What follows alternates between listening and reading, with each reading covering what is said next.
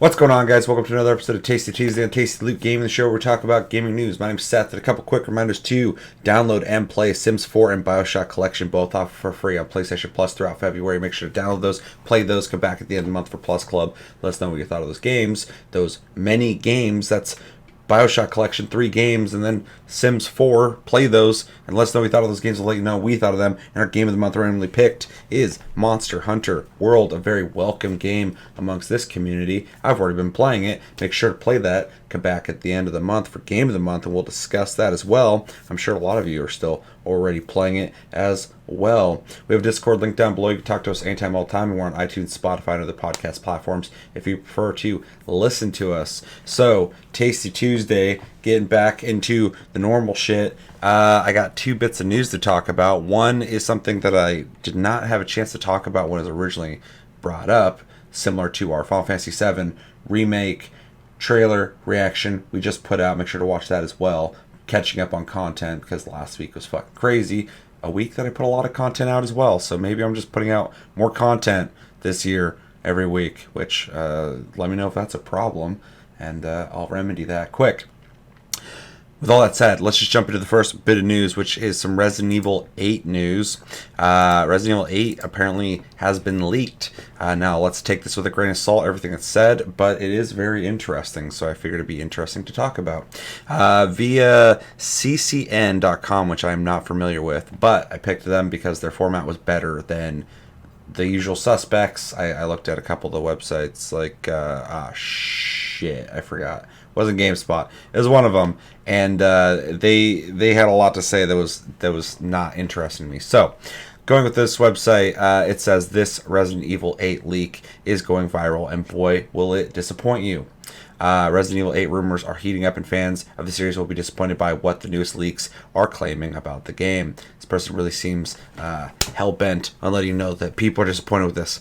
In bullet points, it says Resident Evil 8 may bring back Ethan from Resident Evil 7, who was the protagonist of the last numbered game. It also says, along with the first-person view, there's talk that zombies will be returning with this entry, and the game may not even use 8 in the title. So why are we calling it Resident Evil 8? It could just be a side project. If you're a fan of the series, you'd better hope this leak isn't accurate.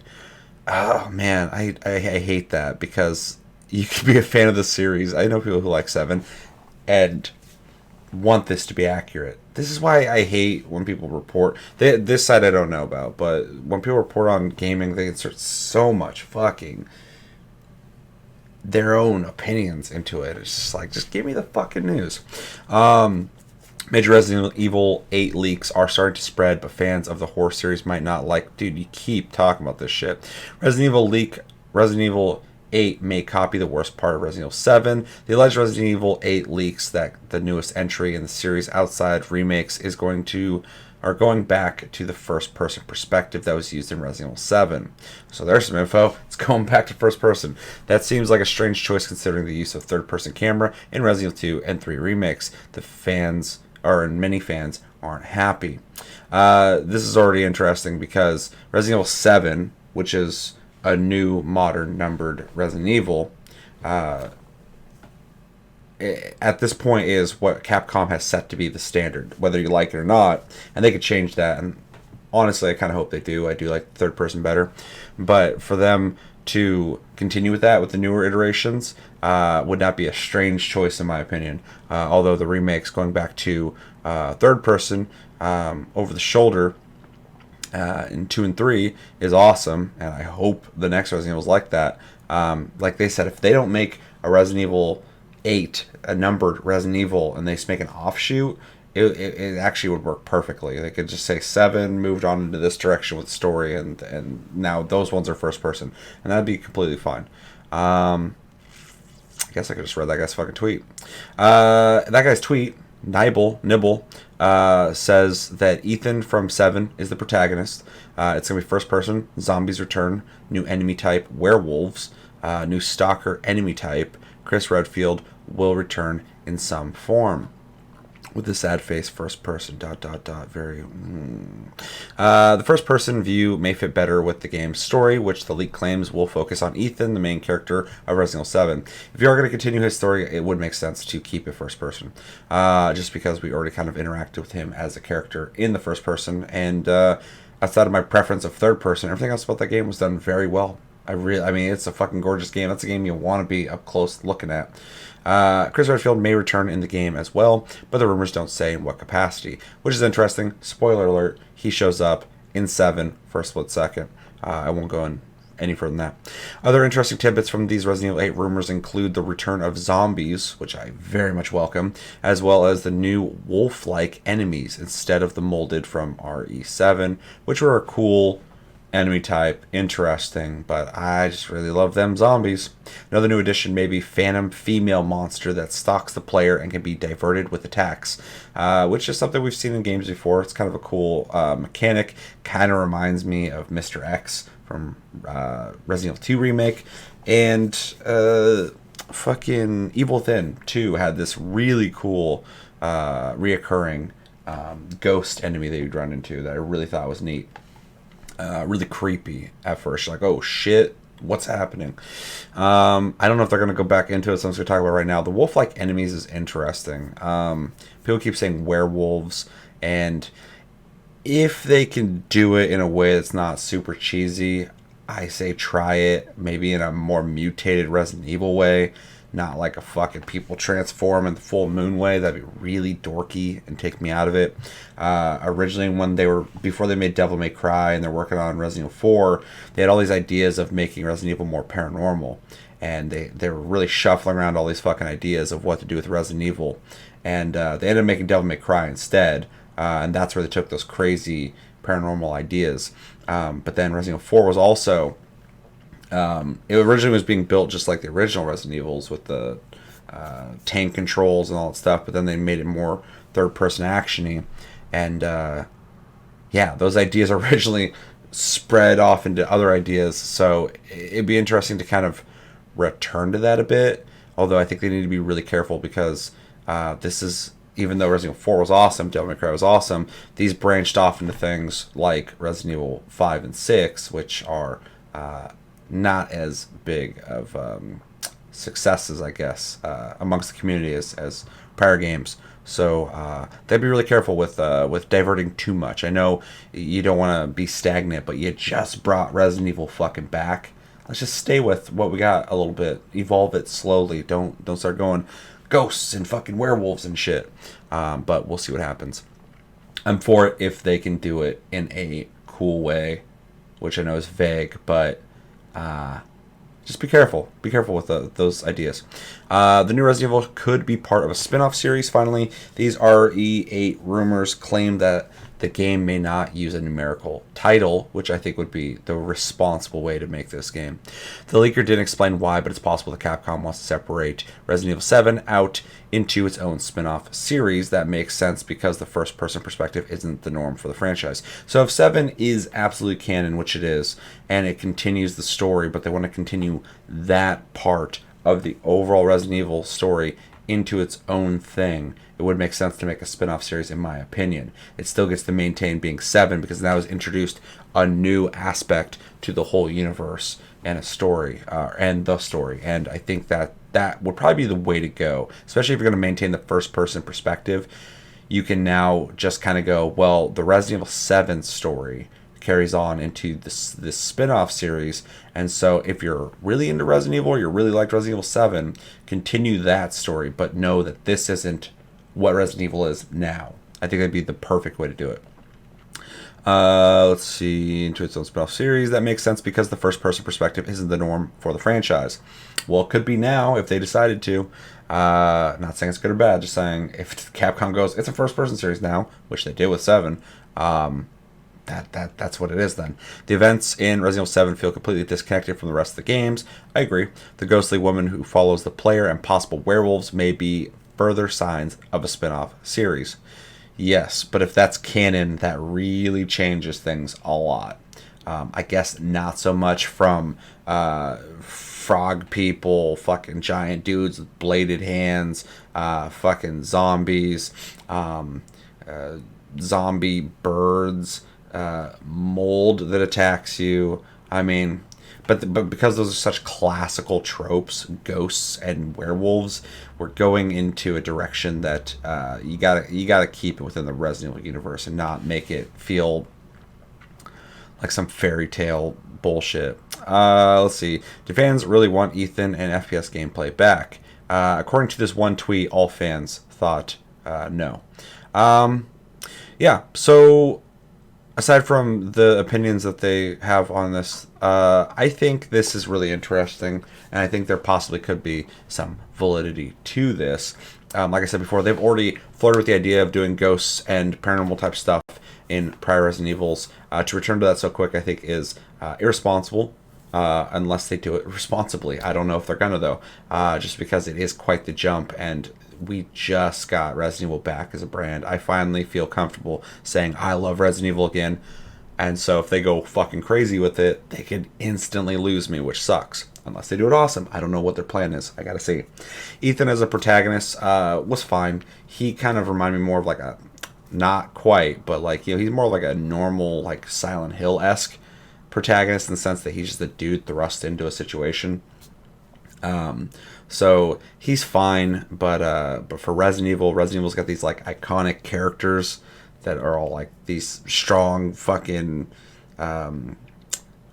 anti-bioweapon fighting people, and Ethan could be thrown into that, I guess, but he doesn't have like the background of being like in STARS or some kind of company or spy or something like that. So it would be interesting to see where he goes, and it would make sense to carry on his story since he was part of the seven story. Zombies returning, I really hope so. I would love to see that, specifically if we're going back to first person. I'd love to see that in first person. I was so impressed with the RE engine in Resident Evil 7, RE engine in fucking remake, Resident Evil 2 remake, and to see zombies rendered in first person would be so fucking cool. Stalker enemy type I think would be really neat, although I think they got to come up with something that explains some kind of incorporeal, ethereal entity existing, because that's, you can mutate something and that's fine, but if we start going into like the Phantom Realm, I need that explained a little more, just because we haven't really had that introduced too much, outside of possibly like some kind of hallucination or something, some drug induced thing, I don't know. So I'm not super on it, but it could be done well. Werewolves, just make it work. Just if you literally take wolves and they got mutated with human and they're like a hybrid, I'll buy it. Keep it mutant shit. I don't want to be watching humans come up and then fucking go whoa and fucking like change and have hair coming out of them and stuff, unless it's really like gross and creepy, and maybe someone got injected with some stuff and then it turns them into that, kind of like zombies. I don't know, just be careful with that shit.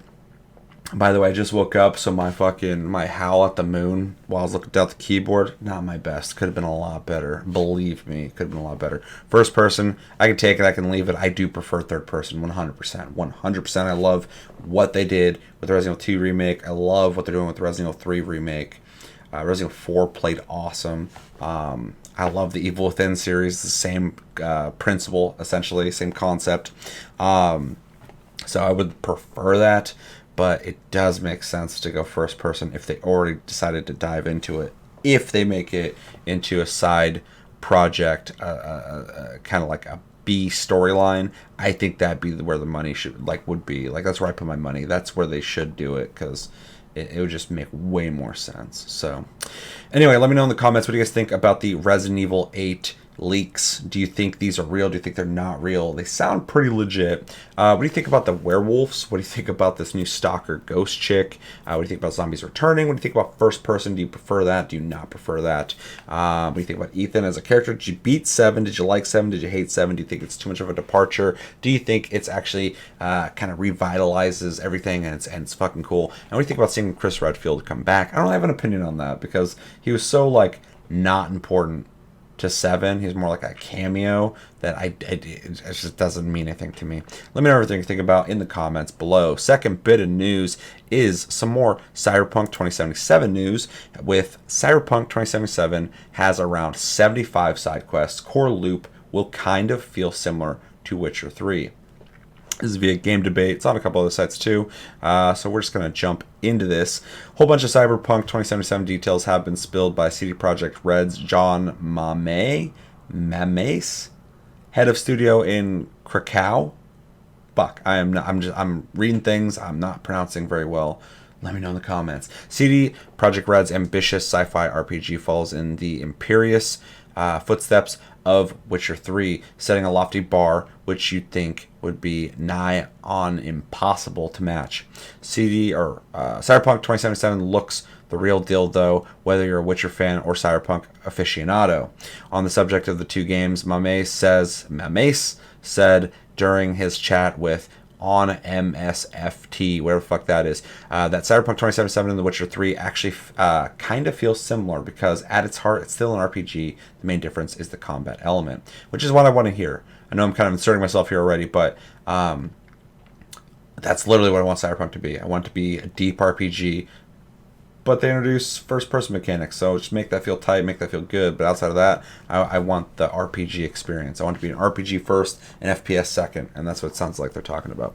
First-person shooter combat is the obvious differentiator, but outside of this fundamental change, the core loop of Cyberpunk 2077 may feel satisfyingly similar to Witcher fans, exploring new areas, finding loot, trading with vendors, immersing yourself in the world, and yes, picking up plenty of juicy side quests, which, I've said this a million times on the channel, The Witcher 3 has some of the best side quests I've ever experienced in a game. They feel like individual, handcrafted, written stories, and I wish more developers would do that. Take a note, Ubisoft. Let's see. On that front, Mames has said there are currently around 75 side quests known as street stories planned for Cyberpunk 2077, as well as a smattering of smaller activities and other busy work. So 75 side quests.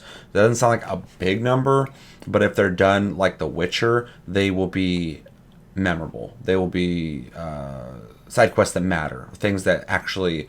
And they said originally too that side quests will affect your story. So if that's still true, which I hope it is, they'll have more weight to them, and they'll have choices. So you might do these side quests differently than I do them. So take that as it is. And then they also said small smattering of smaller activities, which I'm sure like interactions, maybe not quite mini games, but some kind of thing, I don't know, and busy work, which could be something as easy as like some guy has people you got to go fucking kill and shit, which would be a side quest, but more of an activity to get XP and money and shit like that, which would be pretty cool. Witcher 3 often, but not always, had excellent writing for its side content, and Cyberpunk 2077 sounds as if it'll be no different. In quotes, it says, "We don't have any simulator stuff or gameplay," explaining Mames. In Witcher 3, we did the open world elements very late in the development process when we only had 2 or 3 people working on it or something. Now there's like 15 people doing these open world quests. That's quite interesting. That's very revealing. There are a couple of layers. There's a passive layer, which is the vendors. Then there's the STSs, which are street stories. I think there are around 75 street stories. Then there are minor activities as well. The street stories are like little quests. There's story, but there's not like advanced cinematic storytelling sequences so much. They're a way to explore the world and level up your character. If you're worried all this content won't be handcrafted, fret not. Cyberpunk 2077 doesn't feature any randomly or automatically generated content. Thank you. That's awesome. Some games do it. It's fine. I get it. But with a game like this, I want the whole thing to just feel fucking. I mean, they've been spending this much time on this game. Show it off. Show off that work you put into it. It's all custom made content by CDPR, specifically to make each feel unique. Thank the Lord, Skyrim's radiant quests have never truly taken off. Well, okay. Yeah, so Cyberpunk 75 side quests with some additional things to it. These are all handcrafted. I kind of already talked about this a bit with while reading it, but this isn't a big surprise to me. this is what I want to hear. Like The Witcher, I always praise it. Witcher 3 had awesome side quests, stuff that I didn't feel like I was just doing for the reward or the experience. This will be the same. Cyberpunk is going to have a world that I'm going to want to explore. I want to get in deeper and just have these experiences. And so knowing that they are doing the same thing with it when it comes to side quests is awesome. It's just more of what I want.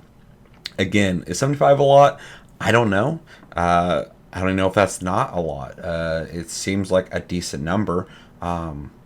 Thinking about me going around doing 75 side quests, I'm gonna do them, but that'll take some time, specifically when you're also doing that story and these random encounters and little, as they say, busy work.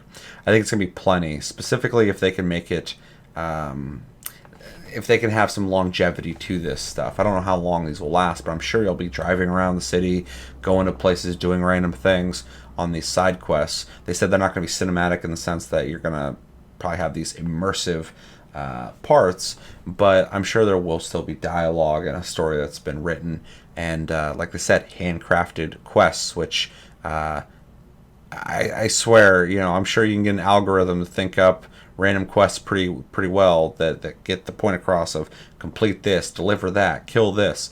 But when you have people sitting there thinking about 75 individual quests and placing everything where it needs to be and thinking about the arc of that story and the reward of it, it's gonna be good. It's gonna be good, and I have no reason to doubt CD Projekt Red. So yeah, not really. I mean, it's huge news to me, but if that's pretty straight up what it is, let me know in the comments. What do you guys think about Cyberpunk 2077's side quests? Do you think 75 is a good number? Do you think it's too little? Do you think it's too many?